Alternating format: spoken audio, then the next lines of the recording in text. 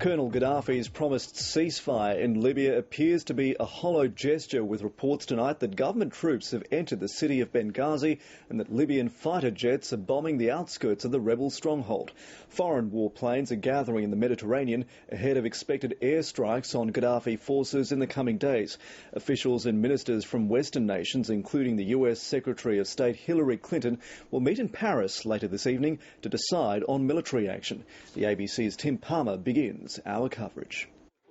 Just a few days ago, Moamar Gaddafi's son boasted the Libyan army would roll over Benghazi within a matter of hours, whatever the international response. But the UN resolution has changed everything. Now Colonel Gaddafi's government maintains his forces have no plans to enter Benghazi. He's announced a unilateral ceasefire, but not everyone's buying it. He can declare a ceasefire today and he can start killing again its people in 2 hours. There are already reports that Gaddafi's regime is breaking the self-proclaimed ceasefire. Al Jazeera now reports that pro-Gaddafi forces are entering the outskirts of Benghazi after fighting their way through 2 small towns close to the city.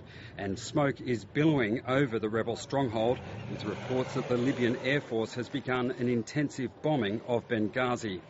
But the regime maintains it's responding to the UN resolution and has called for international observers to monitor the ceasefire.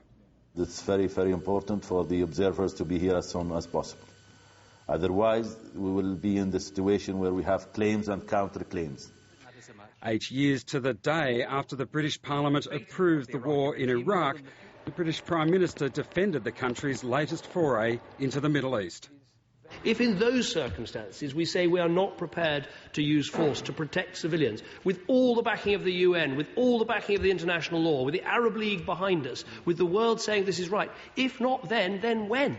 In Tripoli, Colonel Gaddafi can still roll out his own supporters.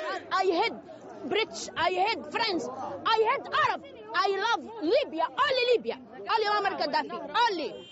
While Western and Arab nations plot their next move, the rebel forces want the Europeans to use the full extent of the UN resolution and attack the Libyan military on the ground.